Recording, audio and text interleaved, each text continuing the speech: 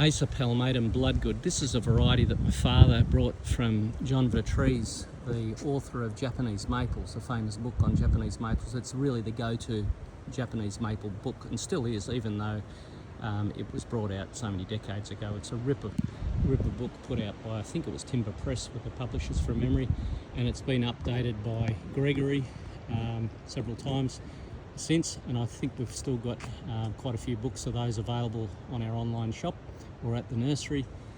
Acer palmatum Bloodgood's a great variety because it's not hugely vigorous.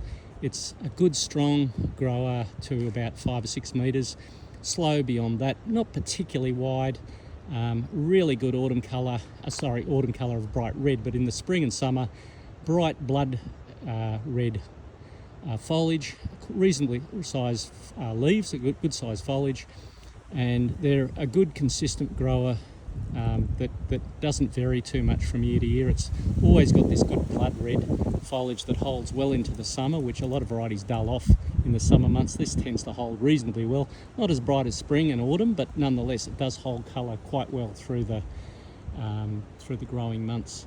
Beautiful variety, imported by my father Arnold Teese from Vertrees, like I said, in Oregon, from the most amazing collector and maple plantsman I've ever met in John Vertrees. He was just such a legend, and his generosity with me when I went there a couple of times as a young fella, sharing his knowledge and insight into all the different varieties and which ones to avoid, because a lot of varieties in Japanese maples or camellias or azaleas or conifers or whatever the group of plants you're interested in, there's so many plants that have been named that are not superior, they're actually inferior, or they're just so much a copy of 3 other cultivars that are already named. They're a waste of time having all these different names. So it's important to talk to people where you can who have got more knowledge that will head you in the right direction. If you've got limited planting opportunities, which most of us do in our gardens, you want to choose the best ones that are complementary to each other and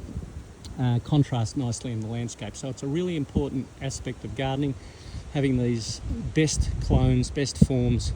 Like I said, doesn't matter if it's maples, magnolias, conifers, whatever, viburnums, doesn't really matter. We want to make sure that we're picking the best clones that are available at the time. And there's been a lot of new cultivars that have come out since Bloodgood. I mean, you've got your Emperor 1, Fireglow, Mars. There's a whole bunch of varieties that we've got available these days that are also really good and have points of difference that are worth growing, features that are worth growing them for independently of Bloodgood or other clones. So it's just a matter of absorbing enough of the information. I've got all this information on my Facebook and Instagram blogs. There's over 18,000 blogs and tens of thousands of photos there with all the different plants that Yamina Rare Plants has imported or grown over the years and collated. So keep that in mind. Don't rush to plant your garden out in 5 minutes. Try to pause a little bit and try to get enough information so that you can plan and scheme to plant your garden so that it complements your landscape 12 months of the year. There's 52 weeks in a year.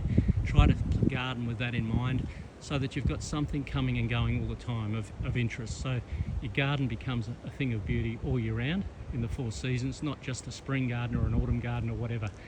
It's much better to have a complementary garden that embraces all the different seasons. So anyway, this one's Acer palmatum Bloodgood, and in spite of being a variety that's been around for a very long time now in Australia, still one of the best red varieties and a little slower than some of the newer cultivars.